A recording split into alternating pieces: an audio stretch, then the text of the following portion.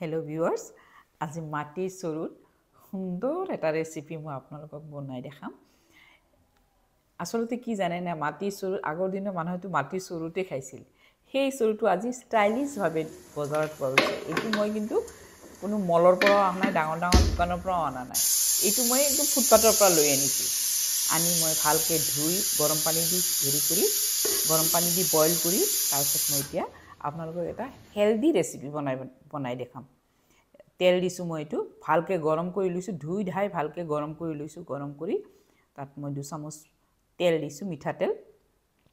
পিঁয়াজ দিছোঁ, পিঁয়াজখিনি কিন্তু এটা কথা কি জানে নে নাই, ইয়াতে পুৰি নাযায়। একদম যে দিয়াৰ লগে লগে যে তেলখিনি গৰম হোৱাৰ লগে লগে যে পুৰি যাব সেইটো নাযায়। কিন্তু ভালকৈ মই নহৰু বেছিকৈ নহৰু দিছোঁ, নহৰু মই পিচি ইয়াতে দি লৈছোঁ। তাৰপিছত মই ভাজা কৰি লৈছোঁ। মোৰ গছৰ লাও আছিল, ভাবিলোঁ যে এই লাওটোৱে মই আপোনালোকক এই চৰুত মাটিৰ চৰুত মই বনাই দেখাওঁ।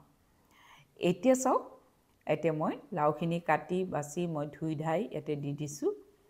হালধি দিছোঁ আন্দাজমতে, নিমখ দিছোঁ আন্দাজমতে আৰু ধনিয়াৰ গুড়ি দিছোঁ। ইয়াতে দি ভালকৈ লৰাই লৈছোঁ।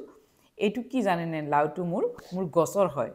গছত এটা লাও লাগিছিল, তাকে মই ছিঙি আনি ভাবিলোঁ যে এই চৰুটোতে বনাওঁ। চৰুৰ টেষ্ট আৰু কেৰাহীৰ টেষ্ট দুটা বেলেগ হয়, টেষ্টটো বেলেগ হয়। এতিয়া মই এইটো বেছি হেল্ডি কৰি বনাবলৈ চেষ্টা কৰিছোঁ। এইটো মই কি দিছোঁ জানেনে, মাখানা। এইটো আপোনালোকে মাখানা হয়, আপোনালোকে বজাৰত মাখানা বুলি ক'ব। ধুনীয়াকৈ এইটো আপোনাক পেকেটটো ওলাই দিব। বিভিন্ন ধৰণৰ পেকেট আছে, মই এইটো পেকেটে আনিছোঁ। ভালকৈ ধুই লৈছোঁ, ভালকৈ ধুই এটা ছাইডত থৈছোঁ। পানীতে থৈ নিদিব, পানীতে থৈ দিলে কি হয় একদম গেলি যাব, পাছত উঠাব নোৱাৰা হৈ যাব। এতিয়া চাওক, ইয়াতে মই এটা কেঁচা জ্বলা দিছোঁ। মই একদম হেল্ডি কৰি বনাম, যিহেতু মই হেল্ডি খানাই বেছি বনাওঁ আৰু আমিও হেল্ডি খানাই খাওঁ বেছি। আমি নিৰামিষ খাওঁ যিহেতু হেল্ডিয়ে খাওঁ, সেইকাৰণে ভাবিলোঁ যে আপোনালোককো এই খানাটো শ্বেয়াৰ কৰোঁ। চাওক, মাছ মাংসটো সদায় খাই থাকে, এদিন দুদিন এনেকুৱা খানা খাব আপোনালোকে, নিজৰ স্বাস্থ্যৰ কাৰণে চাব। এতিয়া চাওক, মই কিন্তু অকণমানো পানী দিয়া নাই। কিন্তু যেতিয়া আপোনালোকে বজাৰৰ পৰা কিনি আনিব কিন্তু পানী দিব লাগিব। মই কিন্তু পানী দিয়া নাই। চাওক কি ধুনীয়াকৈ সিজি গৈছে।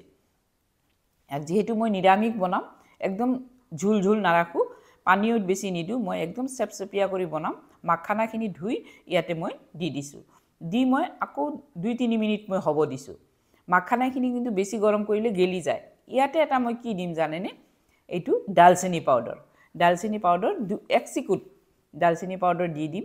দিয়াৰ পাছত আপোনালোকে যদি ধনিয়া পাত থাকে ধনিয়া পাত দি দিব, পুদিনা পাত দি দিব আৰু বেছি হেল্ডি হ'ব। অকণমান লৰাই দিছোঁ, বেছি লৰাব নালাগে, ভাঙি যাব। মোৰ যিহেতু গছৰ লাও একদম কম সময়ৰ ভিতৰতে গলি গৈছে। চাওক, মই নমাই থৈছোঁ। নমাই থৈ এতিয়া চাওক, ইয়াৰ টেষ্টটো আপোনালোকে খাই চাব। এই চৰুটোৰ টেষ্ট দেখিছেনে?